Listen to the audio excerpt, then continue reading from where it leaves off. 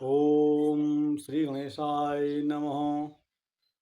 ओम सपरिवार श्री शाम सदाशिवाय नमः।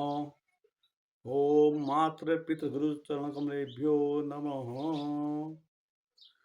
नमस्कार साथियों, आज मैं अपने इस वीडियो के माध्यम से जो हमारा नया वर्ष 19 से शुरू हो रहा है, कल से,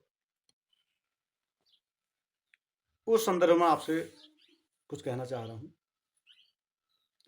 कि जो हमारा नया वर्ष है, उस वर्ष में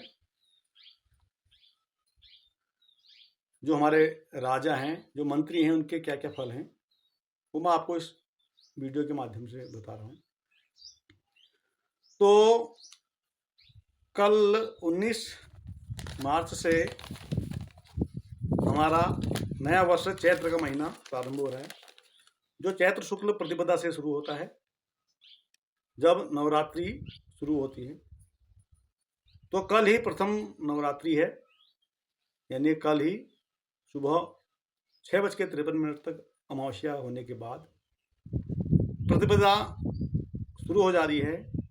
और चूंकि अगले दिन प्रतिपदा का क्षय हो गया है, इसलिए कल ही 6:53 के बाद नवरात्रि, पहली नवरात्रि हो जाएगी। कल ही जो हमारे हरेला बोया जाता है, कल हरेला भी बोया जाएगा। और नवरात्र स्टार्ट होने के कारण कल से ही घट पूजन, मैया की स्थापना, वो सब हो जाएगा। तो किस तरह से हमें अपने नववर्ष का स्वागत करना चाहिए, क्योंकि बसंत ऋतु में हमारा नववर्ष शुरू होता है हमेशा ही। तो बसंत ऋतु में हमारी जो धरा है, प्रकृति है, फूलों से सुशोभित हो जाती है, गुंजायमान हो जाती है, भवरों के कलरव से। तो किस तरह से हमको इसका स्वागत करना है नववर्ष का? प्रातः काल हमें उठकर स्नान, संध्या पूजन आदि करके अपने घर पर एक बहुत सुंदर ध्वजा का आरोहण करना है नववर्ष के स्वागत में। उसके पश्चात ब्राह्मण जनों को, विप्र जनों को उनका पूजन करके उनको यथोचित दान और दक्षिणा देनी है।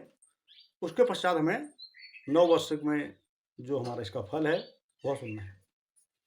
तो मैं आपको बता दूं, इस बार का जो हमारा संवत्सर का नाम है, जो पूरे वर्ष चलेगा, रौद्र नाम का संवत्सर है। तो संवत्सर रौद्र है क्योंकि यह जो अभी हमारे संवत्सर चल रहे हैं वो शिव के नाम से चल रहे हैं। तो शिव का ही नाम है रौद्र, तो उन्हीं के नाम से हमारे संवत्सर अभी चल रहे हैं।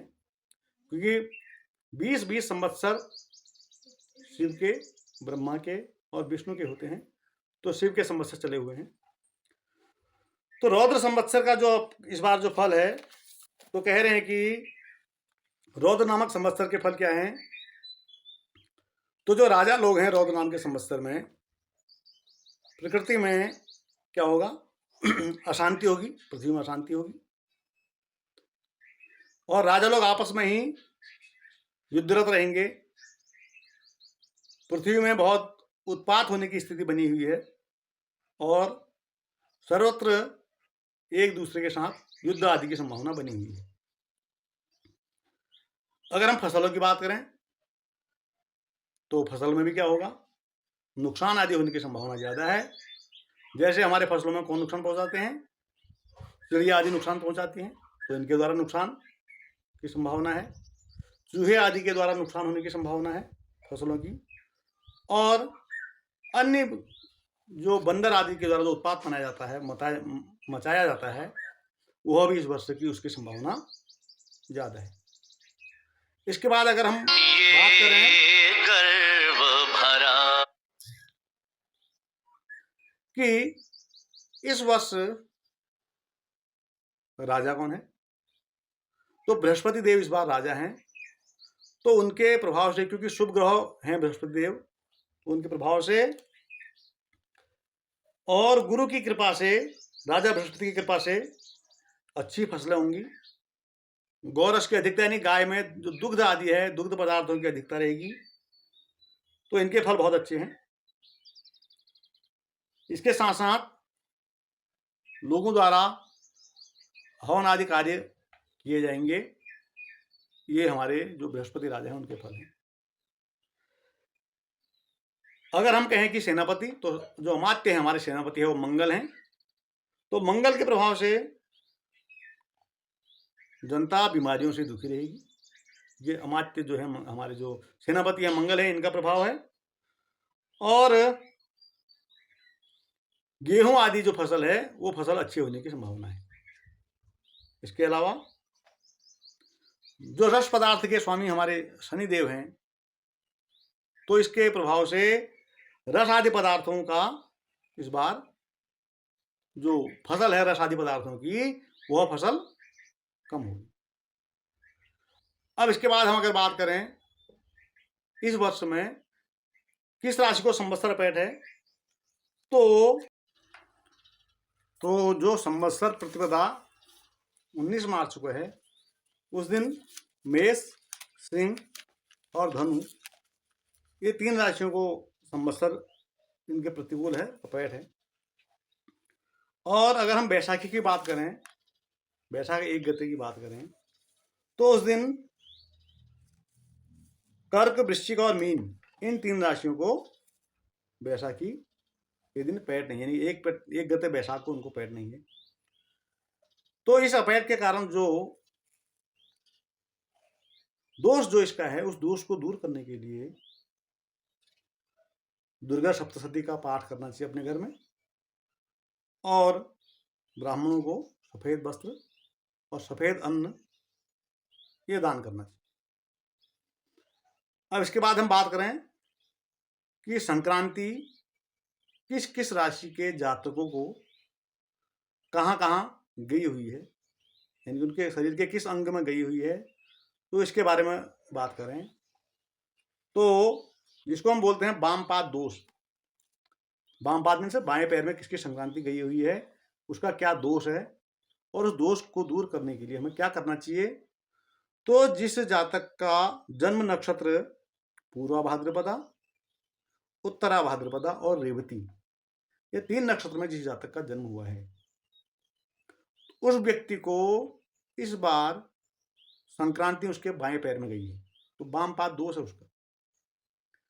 तो क्या होता है इस दोष में, अगर किसी व्यक्ति के वामपाद दोष होता है तो उसको वर्ष भर शारीरिक कष्ट, विवाद, अशांति, तनाव और रोग आदि उसके लिए उस वर्ष रहते हैं। तो इसके निवारण के लिए एक गते बैसाख के दिन शिव मंदिर में एक चांदी का बायां पैर ले जाना चाहिए। पुरोहित के द्वारा अच्छी तरह उसकी पूजा प्रतिष्ठा करने के पश्चात उसको दान करना चाहिए, जो कि वामपाद का अरिष्ट दूर हो जाए। और पुरोहित के द्वारा ही शिव मंदिर में रुद्राभिषेक का पाठ भी कराना चाहिए, जिससे जो हमारे सारे कष्ट हैं, वामपाद दोष के कष्ट, वह कम हो जाएं। इसके अतिरिक्त अश्विनी नक्षत्र, भरुणी नक्षत्र और कृतिका नक्षत्र, ये 3 नक्षत्रों में जो जातक पैदा हुआ है, यानी वामपाद दोष किसका है, एक तो पूर्व भाद्रपदा, उत्तर भाद्रपदा, रेवती नक्षत्र, यानी मीन राशि तो पूरी है, मीन राशि के जातकों को वामपाद दोष है। इसके अलावा कुंभ राशि के भी जिनका जन्म पूर्वा भाद्रपद नक्षत्र में होता है, उनको भी वामपाद का दोष है। तो वामपाद दोष के निवारण मैंने आपको बता दिया है। इसके अलावा दाहिने पैर में जिनकी संक्रांति है, वो लोग हैं आपके अश्विनी, भरुणी और कृतिका, यानी अश्विनी, भरुणी, कृतिका नक्षत्र में जो जन्म लिया है जिन्होंने, जिसमें मेष राशि वाले और कृतिका नक्षत्र के 3 जो चरण आते हैं वो वृष राशि में जाते हैं, इन लोगों को इनके संक्रांति दाएं पैर में गई है, इसका भी दोष होता है। तो इसका क्या दोष क्या है इसका, इनको वर्ष भर में निरर्थक भ्रमण और परिश्रम करने पर उतनी उनको उपलब्धि नहीं होती है, तो बिना कार्य के ही एक स्थान से दूसरे स्थान तक घूमना पड़ता है, तो इसका भी दोष है। अगर किसी व्यक्ति को संक्रांति दाहिने पैर में गई है और ये बाएं हाथ में गई है, तो बाएं हाथ में किस किस की गई है? जिसका रोहिणी, मृगशिरा और आरुद्रा नक्षत्र है, इन 3 नक्षत्र। कौन कौन से लोग हैं इसमें? इसमें आपके वृष राशि भी आएगी, इसके बाद मिथुन राशि भी आएगी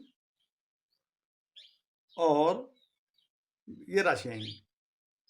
तो इनकी जो संक्रांति है वो गई है आपके बाएं पैर में, तो इसका भी दोष है, अनावश्यक व्यय पूरे वर्ष भर होने की संभावना है, धन हानि और व्यक्ति के ऊपर ऋण आदि अधिक होने की संभावना है। तो इनको भी इसके निवारण के लिए उपाय करने चाहिए, जिससे इनका यह दोष दूर हो जाए। तो ये लोग भी दाहिने पैर में जिसकी संक्रांति गई है और बाएं हाथ में जिसकी संक्रांति गई है, यह भी इस दोष को दूर करने का उपाय करेंगे। क्या उपाय करेंगे? शिव मंदिर में जाएंगे और रुद्राभिषेक, ब्राह्मणों के द्वारा रुद्राभिषेक पाठ कराएंगे, तो इनका ये जो दोष है, ये दोष भी दूर हो जाएगा। इसके अलावा जिस व्यक्ति की संक्रांति सिर में जाती है, क्योंकि नक्षत्र 27 नक्षत्र हैं, बाकी जो सिर में जिसकी संक्रांति जाती है वो है आपके जो 7 नक्षत्र हैं। कौन कौन से? ज्येष्ठा, मूल, पूर्वाषाढ़ा, उत्तराषाढ़ा, श्रवण, धनिष्ठा और शतभिजा।